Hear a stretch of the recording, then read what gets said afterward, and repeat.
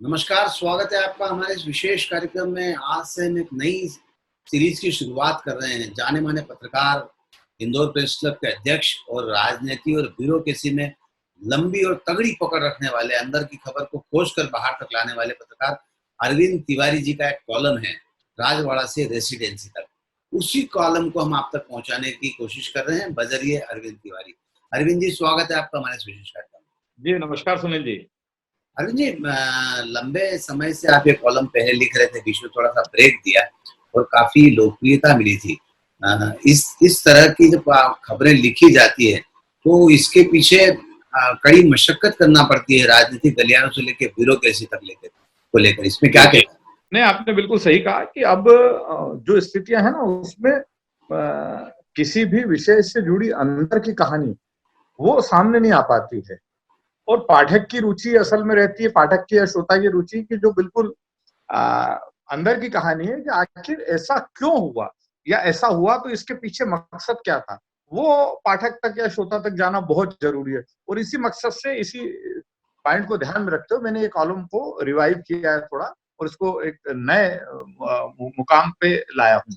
हाँ, मैं उस कॉलम को पढ़ रहा था। आपने वीडी शर्मा, भाजपा के प्रदेश अध्यक्ष हुए, उनकी चुनौतियां और उन्होंने जो अभी नियुक्तियां की है नए जिलाध्यक्षों की, तो उस खबर पर क्या आप कहना चाहते देखिए, वीडी शर्मा का भाजपा का प्रदेशाध्यक्ष बनना मध्य प्रदेश भाजपा की राजनीति में एक परिवर्तन की शुरुआत माना गया था कि उन्होंने कहा कि वीडी शर्मा जो वो कहीं सीन में नहीं थे, पहले वो लोकसभा का उनको चुनाव लड़वाया गया, सांसद बन गए, उसके बाद उनको प्रदेशाध्यक्ष की जिम्मेदारी सौंपी और प्रदेशाध्यक्ष की जिम्मेदारी सौंपने के बाद 2 दिन पहले पार्टी के नगर और जिला अध्यक्षों की नियुक्ति की जो सूची हमारे सामने आई है उससे पूरा परिदृश्य स्पष्ट हो गया कि वीडी शर्मा दिल्ली से मिली उसी लाइन को फॉलो कर रहे हैं कि पार्टी की जो सेकंड लाइन है उसको आगे लाइए आप। जो लोग पार्टी ने एक लाइन दे दी, उसको उसको वीडी शर्मा ने अपनी सुविधा के मुताबिक बुनाया। जो लोग विद्यार्थी परिषद की राजनीति में वीडी शर्मा के नजदीकी रह चुके थे, उनके खास सिपा सलार थे, उनको आज वीडी शर्मा ने भाजपा संगठन में महत्वपूर्ण भूमिका दी और इसके साथ-साथ उन्होंने ये संकेत भी दे दिया कि मैं आने वाले समय में जो भाजपा की प्रदेश कार्यकारिणी बनाऊंगा, उसमें भी जो उम्रदराज नेता है वो बहुत ज्यादा अपेक्षा न रखें। हैं? इंदौर में गौरव रणदीवे की नियुक्ति की गई है। आपका ये भी मानना है कि ज्यादातर जिलाध्यक्षों को 45 साल की उम्र? बिल्कुल सही है। आप देखिए उस पूरी लिस्ट को 24 लोगों की लिस्ट को उठा के देखिए, उसमें 50 को छूने वाले अध्यक्ष मुश्किल से 2-4 मिलेंगे। बाकी सब 50 से नीचे 45, 46, 47 साल की उम्र के हैं और सारे वो लोग हैं जो विद्यार्थी परिषद की राजनीति में वीडी शर्मा के बहुत खास माने जाते थे। वीडी शर्मा ने मध्य प्रदेश में विद्यार्थी परिषद के माध्यम से कार्यकर्ताओं की एक लंबी फौज तैयार की और ऐसा ऐसा कुछ सालों पहले हुआ था। प्रभात झा जब आए थे प्रदेश अध्यक्ष के रूप में, तो प्रदेशाध्यक्ष के रूप में उन्होंने पार्टी के तमाम पुराने नेताओं को दरकरार कर एक नई टीम तैयार की थी। सेम उसी तरह से मुझे लग रहा है कि वीडी शर्मा ने इस बार जो सेंट्रल लीडरशिप से उनको फ्री हैंड मिला था, उसका फायदा लेते हुए और ये काम किया है। क्या लगता है अरविंद जी कि ये गौरव रणदीवे की जो नियुक्ति हुई है इंदौर शहर में, कहीं न कहीं कैलाश विजयवर्गीय जी का कद बढ़ा है इससे? निश्चित तौर पर कैलाश विजयवर्गीय का कद बढ़ा है क्योंकि गौरव रणदीवे संगठन की राजनीति में भले ही वीडी शर्मा के फॉलोअर माने जाते हैं क्योंकि गौरव रणदीवे विद्यार्थी परिषद के पुराने कार्यकर्ता और उन्होंने भी इंदौर में विद्यार्थी परिषद को आगे बढ़ाने में और एक नई टीम तैयार करने में बड़ी अहम भूमिका निभाई। लेकिन यह भी किसी से छुपा हुआ नहीं है कि गौरव रणदीवे कैलाश विजयवर्गीय के बहुत नजदीकी हैं। कैलाश विजयवर्गीय को जब भी कोई चुनौती मिलती, चाहे हरियाणा में मिले, बंगाल में मिले, जहां भी उनको चुनौतीपूर्ण दायित्व मिलता है या प्रदेश में कहीं मिलता है, तो गौरव रणदीवे हमेशा उनके जी, उनके एक प्रमुख सहयोगी की भूमिका में रहते हैं। जी।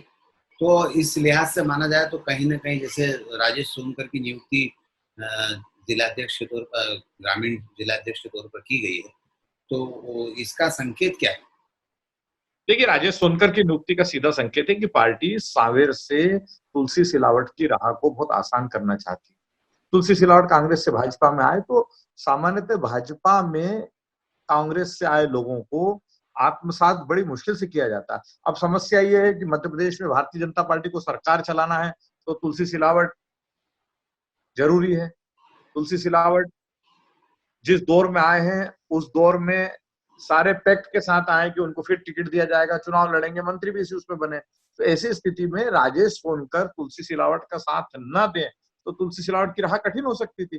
इसलिए पार्टी ने तुलसी एक सम्मानजनक दायित्व राजेश सोनकर को दिया कि भाई आप, हम भले ही तुलसी सिलावट पार्टी में आ गए और वो यहाँ से चुनाव लड़ेंगे, लेकिन हम आपको पार्टी में अहम भूमिका में देखना चाहते हैं। आपने कहा तुलसी सिलावट की बात कही, आपने ये भी लिखा है साथ में कि वो भाजपा के रंग में रंगते जा रहे हैं, लेकिन प्रेमचंद गुड्डू का नाम आने से असहज हो जाते हैं, ऐसा क्यों लिखा है? नहीं, बिल्कुल सही है। तुलसी सिलावट धीरे धीरे कोशिश कर रहे हैं। अभी जो कोरोना संक्रमण के दौर में सांवेर क्षेत्र में उनकी सक्रियता है, उसमें पूरी नेटवर्किंग वो भाजपा की टीम के साथ कर रहे हैं। और जो कांग्रेस के उनके सहयोगी हैं, उनसे भी वो एक बार बार बोल रहे हैं कि भाजपा के लोगों को साथ लीजिए और उनके साथ फील्ड में जाइए। लेकिन प्रेमचंद गुड्डू एक ऐसा, हालांकि गुड्डू, अभी मैंने लिखा है कि गुड्डू हालांकि अभी भाजपा में है, लेकिन इस बात की सब पूरी संभावना है कि गुड्डू कांग्रेस के प्रत्याशी के रूप में तुलसी सिलावट के सामने आए। गुड्डू सांवेर से विधायक रह चुके हैं, बहुत जुझारू नेता हैं, उनका भी एक अच्छा खासा नेटवर्क है और उस नेटवर्क के बूते पर वो तुलसी सिलावट के लिए परेशानी खड़ी कर सकते हैं। एक आंतरिक असंतोष तुलसी सिलावट को लेकर है भी कि कांग्रेस से चुने गए, बहुत संघर्ष से लोगों ने उनको जीत दिलाई, फिर आप भाजपा में चले गए सिंधिया जी के साथ। तो ऐसी स्थिति में भाजपा में सिलावट कितने आत्मसात होंगे ये तो नहीं कहा जा सकता, लेकिन जो एक बड़ा वर्ग नाराज है, और गुड्डू को आप जानते हो सबको साधने में माहिर है, उनका एक नेटवर्क अलग है, वो चुनाव पूरे दमखम से लड़ते हैं, इसलिए उनका नाम जब भी सामने आता है तो सिलावट थोड़े असहज तो हो जाते हैं। क्या लगता है, चुनौती बनेंगे गुड्डू तुलसी सिलावट के लिए? एक राह तो उनकी आसान हो गई कि राजेश सोनकर को ग्रामीण जिला अध्यक्ष बना दिया गया। नहीं, निश्चित तौर पर अगर कांग्रेस के उम्मीदवार के रूप में प्रेमचंद गुड्डू मैदान में आते हैं तो वो तुलसी सिलावट के लिए परेशानी तो खड़ी करेंगे। ब्यूरोक्रेसी को लेकर बहुत ज्यादा परिवर्तन हुए हैं। मेन स्ट्रीम से लोगों को लूप लाइन में डाल दिया गया, लूप लाइन से मेन स्ट्रीम में डाल दिया गया है। तो उन अधिकारियों के बारे में भी बताइए और उनके पीछे कारण क्या रहा होगा? देखिए, सीधा कारण है, मुझे लगता है कि इस बार का जो प्रशासनिक फेरबदल हुआ है उसमें मुख्यमंत्री ने मुख्य सचिव इकबाल सिंह बैस को पूरा फ्री हैंड दिया। इकबाल सिंह बैस की अपनी एक शैली है, वो मध्य प्रदेश के नौकरशाहों को अच्छे से जानते हैं। उन्होंने दिग्विजय सिंह के मुख्यमंत्रित्व काल को भी बहुत नजदीक से देखा है, उमा भारती के मुख्यमंत्रित्व काल को भी देखा है, और उसके बाद शिवराज जी के तो बड़े अनन्य सहयोगियों में प्रशासनिक क्षेत्र में वो माने जाते हैं। तो मुझे लगता है कि ये पूरा जो प्रशासनिक फेरबदल हुआ है इसमें कहीं ना कहीं इकबाल सिंह बैस की बहुत महत्वपूर्ण भूमिका रही है।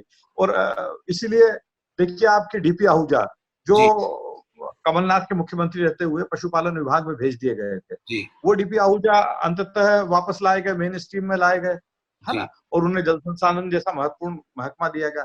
दूसरा ये भी कि देखिए, आपकी जल संसाधन के मंत्री हैं तुलसी सिलावट, और जल संसाधन में प्रमुख सचिव डीपी आहूजा को बना दिया। डीपी आहूजा उन अफसरों में माने जाते हैं जिनकी सामान्यतः नेताओं से कम पड़ती है ना, कम पड़ती। तो देखा जाए, दिग्विजय सिंह भी जब मुख्यमंत्री थे, सुनील जी, तो वो इसी स्टाइल में काम करते थे, जिस मंत्री से उनकी नहीं पड़ती थी या जो मंत्री उनके विरोधी खेमे का होता था, वहां प्रमुख सचिव वो अपना बैठा देते थे ताकि आगे काम आसान हो जाते। तो ये एक रणनीति यह भी हो सकती है मुख्यमंत्री जी की, क्योंकि डीपी आहूजा जो है वो अनकॉम्प्रोमाइजिंग अधिकारी माने जाते हैं। हाँ, लेकिन अब जल संसाधन विभाग में आपकी अगर बात को माने कि जल संसाधन विभाग में बिठा दिया गया है, तो क्या इसमें तुलसी सिलावट के पर कतरने की बात मानी जा सकती है? संभावना? नहीं, देखिए, पर कतरने की बात नहीं मानी जा सकती, लेकिन एक एक एक नियंत्रण तो हो ही सकता ना। यदि मंत्री और प्रमुख सचिव के बीच में ट्यूनिंग ना हो और ऐसी स्थिति कभी बाय चांस बन जाए कि मुख्यमंत्री को लगे कि मंत्री को नियंत्रण में रखना है, तो ऐसी स्थिति में प्रमुख सचिव की भूमिका तो बहुत महत्वपूर्ण हो जाती है। इसलिए मुझे लगता है, देखिए, आप डीपी आहूजा को जब उच्च शिक्षा का आयुक्त बनाया गया था राघवेंद्र सिंह के स्थान पे, तो जीतू पटवारी, सामान्यतः जीतू पटवारी के अधिकारियों से टकराहट नहीं होती, वो कॉम्प्रोमाइज करते हैं, लेकिन जीतू पटवारी की टकराहट हुई उनके साथ, और अंततः जीतू पटवारी को मुख्यमंत्री को कहना पड़ा कि डीपी आहूजा मेरे साथ चल नहीं पाएंगे, आप इनके लिए कोई दूसरी व्यवस्था देखिए। जनसंपर्क में पी नरहरी अच्छा काम कर रहे थे। उनका सीधा संवाद सब संस्थाओं, मीडिया संस्थानों में भी था और पकड़ भी अच्छी थी। बावजूद उसके उनको हटा दिया गया, इसके पीछे कोई कारण? देखिए, पी नरहरी निश्चित तौर पर बहुत अच्छे अधिकारी हैं, और जब भी उन्हें कोई दायित्व सौंपा जाता है तो बहुत अच्छे से उसका निर्वहन करते हैं। और दूसरा ये कि वो ये भी माना जाता है कि सबको साध लेते हैं। शिवराज जी के पिछले मुख्यमंत्री काल को हम देखें, कलेक्टर इंदौर थे, उसके बाद वो जनसंपर्क विभाग में राजस्व सचिव बनाए गए, लेकिन उसके बाद जब जनसंपर्क आयुक्त हुए तब से मुख्यमंत्री के बड़े गुड बुक्स में थे। कमलनाथ मुख्यमंत्री बने तो नरहरि ने उसी भूमिका का निर्वहन फिर बहुत ईमानदारी से किया। लेकिन मुझे लगता है कि इस दौर में नरहरि को जो एम गोपाल रेड्डी हैं, जो मुश्किल से 1 महीना भी मध्य प्रदेश के मुख्य सचिव नहीं रह पाए, उनसे जो नजदीकी थी उसका खामियाजा भी नरहरि जी को भुगतना पड़ा, क्योंकि एम गोपाल रेड्डी अंदाज लगा लीजिए कि मध्य प्रदेश के पहले ऐसे आईएएस अधिकारी जो 1 महीने भी मुख्य सचिव पद पर रह नहीं पाए, और उसके बाद उनको महीने भर अपनी पोस्टिंग के लिए इंतजार करना पड़ा। मतलब सामान्यतः ऐसा होता नहीं कि मुख्य से इतने सीनियर अधिकारी के साथ इस तरह से हो, लेकिन वो सरकार में जिम्मेदार पदों पर बैठे लोग उनसे कितने नाराज थे कि उन्होंने 1 महीने तक उन्हें पोस्टिंग ही नहीं दी। तो उनसे जो नजदीकी थी उसका नुकसान पी नरहरि को इस दौर में उठाना पड़ा। मेरा तो ऐसा भी मानना है कि आने वाले समय में अभी उनके पास आयुक्त नगरीय प्रशासन का कार्यभार है, अतिरिक्त कार्यभार, लेकिन मुझे ऐसा लगता है कि आने वाले समय में वो मार्केटिंग फेडरेशन में ही मुख्य भूमिका में रहें। आईपीएस आईपीसी केसरी की बात करना चाह रहा था, उन्होंने भी मुख्यमंत्री ने पोस्टिंग को लेकर काफी ठीक नहीं रहा है, इसको लेकर क्या कहते हैं?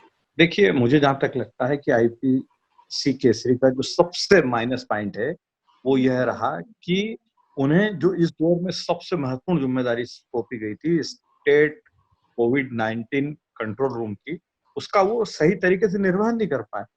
आज देखिए, जो मध्य प्रदेश में अप्रवासी मजदूरों को लेके मारामारी हो रही है, या जो मध्य प्रदेश में एक जिले से दूसरे जिलों में जाने में श्रमिकों को, मजदूरों को जिस तरह से परेशानी का सामना करना पड़ रहा है, ये स्पष्ट है कि आईपीसी केसरी जो उनको जिम्मेदारी सौंपी गई थी ना, उसको गंभीरता से निभा नहीं पाए। इसके कारण क्या है कि सत्ता पक्ष को और भारतीय जनता पार्टी को भी बड़ा क्रिटिसिज्म झेलना पड़ा, और मुझे लगता है कि सबके चलते अंततः ये निर्णय लिया गया।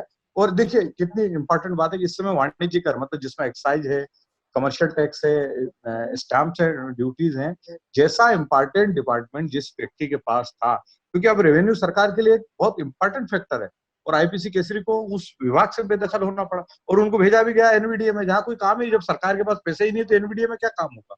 और एनवीडीए में एम गोपाल रेड्डी साल भर से थे, तो वहां आने वाले समय में क्या स्थितियां बनना है ये आप और हम अच्छे से जानते हैं। राधेश्याम जुलानिया जी की वापसी हो रही है और असमय वापसी हो रही है, इसको लेकर क्या कहते हैं? देखिए, केंद्र सरकार ने उनकी सेवाएं मध्य प्रदेश सरकार को लौटा दी है। वो केंद्र में स्पोर्ट्स और यूथ वेलफेयर के सेक्रेटरी थे और बहुत पावरफुल अधिकारी है।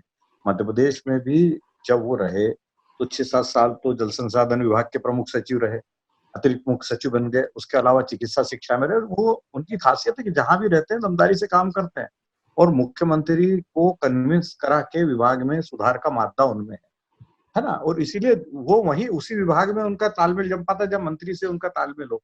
तो जैसे जल संसाधन में वो थे तो जयंत मलैया और नरोत्तम मिश्रा से उनका तालमेल बहुत अच्छा रहा, और निसंदेह उस दौर में बहुत अच्छा काम हुआ। लेकिन अब केंद्र से उनकी वापसी जिन परिस्थितियों में हो रही है, और मध्य प्रदेश में चूंकि उनके बैचमेट इकबाल सिंह बैस ही चीफ सेक्रेटरी हैं, और एक बात ये भी है कि इनकी जो ग्रेडेशन लिस्ट है उसमें जुलानिया जो है उनका नाम इकबाल सिंह बैस से ऊपर है। तो ऐसी स्थिति में चीफ सेक्रेटरी से सीनियर कोई व्यक्ति वल्लभ भवन में तो रह ही नहीं सकता। अब उन्हें उनको कहाँ भेजा जाता है, ये देखने की बात है कि प्रोफेशनल एग्जामिनेशन बोर्ड में भेजते हैं, माध्यमिक शिक्षा मंडल में भेजते हैं, या प्रशासनिक अकादमी में भेजते हैं। लेकिन दूसरा इंपॉर्टेंट फैक्टर है कि जुलानिया भी एक पावरफुल ऑफिसर माने जाते हैं, उनके भाजपा में भी अच्छे संबंध है, संघ में भी अच्छे संबंध है, और वो मतलब इसमें के अधिकारी नहीं है कि उनको आप कोई सी भी पोस्टिंग दे दो और वो चुपचाप बैठे रहे। इसलिए उनका मध्य प्रदेश में आना और उनकी पदस्थापना चर्चा का विषय बना हुआ। राजनीतिक तौर पर हम बात कर रहे हैं, गोपाल भार्गव मध्य प्रदेश में विपक्ष के नेता की हैसियत से काम कर चुके हुए, नेता प्रतिपक्ष की हैसियत से काम कर चुके हैं। एकाएक उन्हें पहले विस्तार में भी नहीं लिया गया, तो अब क्या उनकी भूमिका में किस रूप में देख रहे हो? क्या वे विधानसभा अध्यक्ष बनेंगे, मंत्री बनेंगे? देखिए, गोपाल भार्गव का सारा जो मामला है, उनका पहले दौर में मंत्रिपरिषद में न आना भी क्या है कि सागर के समीकरण, बुंदेलखंड के समीकरणों को आप थोड़ा सा देखिए। वहां से गोपाल भार्गव मंत्री पद के दावेदार, उपेंद्र सिंह मंत्री पद के दावेदार, और कांग्रेस से भाजपा में आने के बाद शैलेंद्र जैन और प्रदीप लारिया, जिन्हें भाजपा की सेंट्रल लीडरशिप, जो दूसरी लाइन के नेताओं को, जिस तरह से इंदौर में रमेश मेंदोला, उषा ठाकुर को आगे बढ़ाने की बात चल रही है, या उसी तरह से सागर में ये समीकरण चल रहे थे। अब अगर पहले दौर में 5 मंत्री लेना है तो और उसमें से एक गोविंद राजपूत को लेना ही है, तो ऐसी स्थिति में गोपाल भार्गव और भूपेंद्र सिंह को तो विश्राम करना ही था क्योंकि विस्तार के तक। अब स्थितियां ये बन रही कि भूपेंद्र सिंह मुख्यमंत्री शिवराज सिंह के बहुत पसंदीदा हैं और उनको वो अपनी कैबिनेट में देखना चाहते हैं, है ना। ऐसी स्थिति में गोविंद राजपूत और भूपेंद्र सिंह वो कैबिनेट मंत्री होते हैं, तो पार्टी एक रास्ता ये देख रही सोच निकालने का सोच रही है कि गोपाल भार्गव को विधानसभा अध्यक्ष की भूमिका में ले आए, क्योंकि वरिष्ठतम विधायक है वो इस समय, वरिष्ठतम विधायक। लेकिन गोपाल भार्गव जो फील्ड की पॉलिटिक्स करते हैं, उनका ये कहना है कि आखिर मैं क्यों दांव पे लगूं, मैं क्यों विधानसभा अध्यक्ष बनूं। तो मुझे लगता है कि पहले काफी दिनों तक वो चुप थे क्योंकि पार्टी के एक बड़ा अनुशासित सिपाही है, लेकिन उनको ऐसा लगा कि ऐसा न हो कि उनकी चुप्पी को ये मान लिया जाए कि गोपाल भार्गव विधानसभा अध्यक्ष बनना चाहते हैं, उनकी सहमति है। इसीलिए गोपाल भार्गव जो है उन्होंने बिल्कुल अलग अलग फोरम पर दिल्ली से लेके भोपाल तक ये स्पष्ट कर दिया है कि आप मुझे कुछ नहीं बनाओगे वो चलेगा, लेकिन विधानसभा अध्यक्ष में किसी भी हालत में नहीं बनूंगा। तो कहीं ना कहीं राजनीतिक समीकरण आगे पीछे चल रहे हैं, किस मोड़ पर करवट लेगा ये भी पता नहीं है। मीडिया के कुछ साथियों ने भी संस्थान में परिवर्तन किया है, उनके बारे में क्या जानकारी हो, क्या कहते हैं? देखिए, सुदेश तिवारी जो काफी समय तक सहारा परिवार में रह चुके हैं और इंदौर के ब्यूरो चीफ रहे हैं, और उन्होंने आपके साथ भी काफी लंबे समय तक काम किया है, ऐसा टाइम में बहुत लंबे समय तक वो आपके साथ रहे हैं। तो सुदेश तिवारी जो है वो आने वाले 2-3 दिन में सहारा का जो एमपीसीजी चैनल है उसके हेड होने जा रहे हैं। हेड हो गए हैं, कार्यभार उनको ग्रहण करना है। और मुझे लगता है कि दूसरा बदलाव जो है भोपाल में हुआ है, मुक्ता पाठक जो काफी सीनियर जर्नलिस्ट हैं, जो बहुत अलग अलग इलेक्ट्रॉनिक चैनल्स में काम कर चुकी हैं, और अभी कुछ दिनों पहले तक डिजियाना समूह के साथ थी, डिजियाना, डीएनएन और न्यूज वर्ल्ड के साथ थी, वो अब IND24 में एसोसिएट एडिटर की भूमिका में आ गई है। तीसरा बदलाव इंदौर में हुआ है कि मुनीश शर्मा जो लंबे समय से गुड इवनिंग अखबार में संपादक की भूमिका में थे, उन्होंने अखबार को गुड बाय कहने का निर्णय लिया और वहां पे प्रबंधन ने जो है इंदौर प्रेस क्लब के वहां से सचिव और इलेक्ट्रॉनिक मीडिया का एक बड़ा नाम जो इंदौर में है, हेमंत शर्मा, उनको संपादक के रूप में मौका दिया। आज ही कॉलम जो मैंने लिखा उसके बाद का डेवलपमेंट भी मैं आपके चैनल के माध्यम से शेयर कर लेता हूँ कि इस बदलाव के बाद बहुत ही वरिष्ठ साथी जो हैं प्रदीप जोशी जी, उन्होंने भी गुड इवनिंग को अलविदा कह दिया है। प्रदीप जोशी जी ने आज उन्होंने अपने अखबार के ग्रुप पर ये बात पोस्ट की, तो मुझे कुछ साथियों ने बताया कि प्रदीप जोशी ने भी जो है वो गुड इवनिंग को अलविदा कह दिया है। एसीएन न्यूज नाम से एक नया लोकल न्यूज नेटवर्क शुरू हो रहा है और उसको जो है हेड बाबू शेख करेंगे, जो लंबे समय से IND24 से भी जुड़े हुए हैं, इंडिया टीवी के लिए भी इंदौर से कंट्रीब्यूट करते हैं। वो बाबू शेख जो हैं वो एसीएन न्यूज को हेड करेंगे इंदौर में। ये मीडिया के क्षेत्र के भी कुछ बदलाव हैं जो मुझे लगा कि इस कॉलम को अपन नए सिरे से शुरू कर रहे हैं, तो इसमें कुछ नयापन भी रहना चाहिए, इसमें अखबारों के अंदर खाने की खबर भी रहना चाहिए, इसमें मीडिया के बदलाव भी समय समय पे सामने आना चाहिए। तो इसलिए मैंने इसमें एक ये नया एडिशन किया है।